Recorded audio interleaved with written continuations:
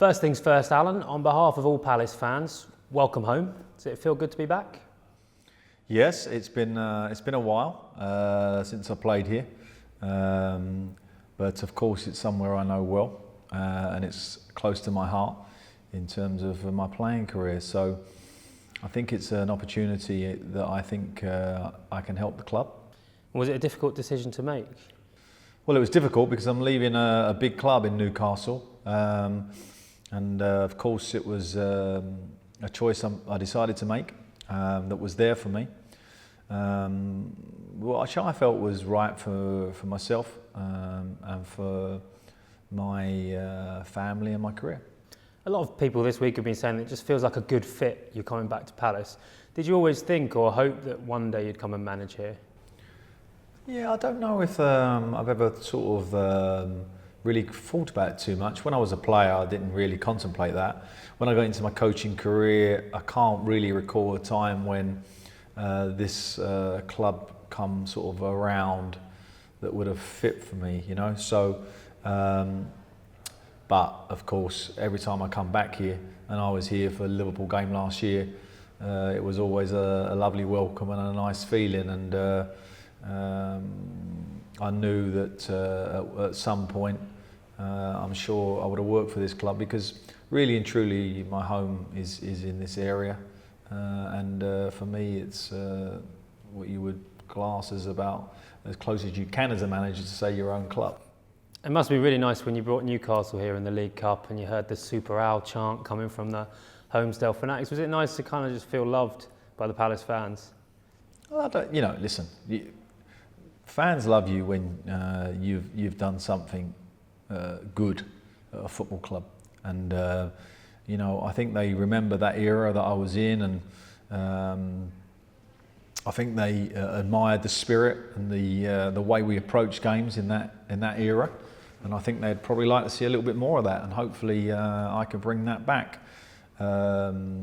This has done incredibly well the last couple of years, this football club.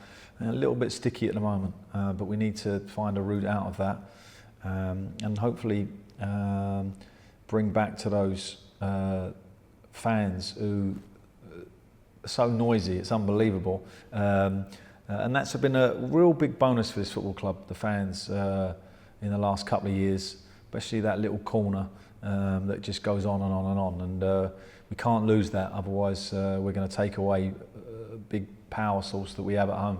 Yeah, talking of that era you were here, hope you've brushed up on your 1988 to 91 anecdotes, because we tend to talk about that period quite a lot, quite fondly. But from that period, you know, Mark Bright obviously comes to every game. Richard Shaw's coaching in the academy. You're looking forward to seeing a lot more of your old teammates? Yeah, Bright is in that sort of prawn sandwich one now, so he has a more articulated approach. Richard Shaw's on what I call the work face with our younger players, and tremendous character, tremendous player, and he'll be putting that into our younger group. So I've already seen Richard and shared a nice cuddle with him, and I'm sure there'll be a few others. He had a few text messages from ex-players, and I think they're all pleased. I think it's nice when you actually know who the manager is of your old club, so they're all giving me pointers to what to do. And your first game that you watched of us was at Villa Park. You've got good memories of that ground, haven't you? Yeah, actually, I've been lucky at Villa Park as a manager as well.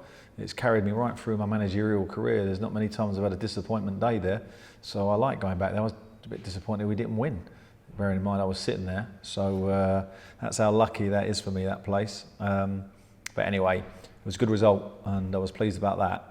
And really, now my focus is very much on getting my head around the issues that we have and how to go forward. Yeah, transfer window coming up. Are you expecting a really busy time? Well, without putting pressure on the chairman, because I think it's difficult for the manager to keep talking publicly about players and putting unnecessary pressure on the board. But I think we've had discussions where I think we're going to need a player or two, and at least, and that's what we're going to try and do.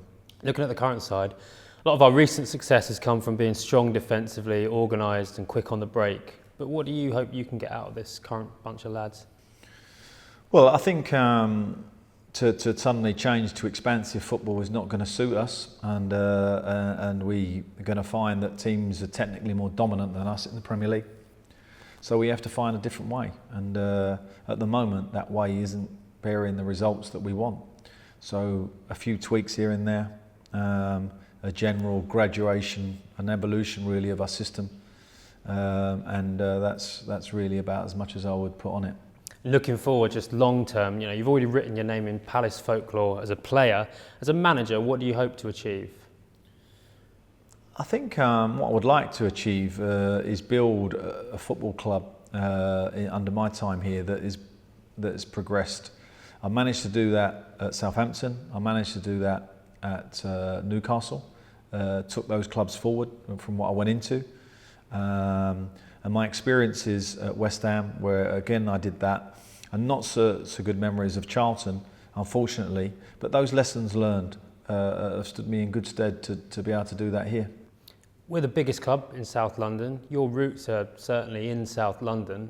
How proud are you going to be personally just leading this club into the next chapter? Well, you're always proud. It's a very privileged position, of course, to be a football manager. Now, what I see at the moment is that, and maybe it just needs a little bit of change in direction to help it. The players have got great attitudes here.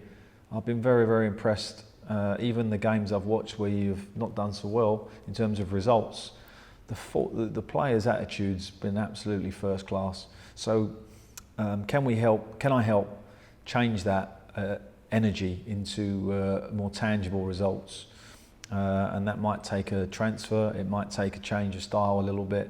And that's really where hopefully a manager of my experience can manage to do. So I think one thing left to do. From everyone at the club, it's time to see whether red and blue still suits you as a colour. It's the famous red and blue. Yeah.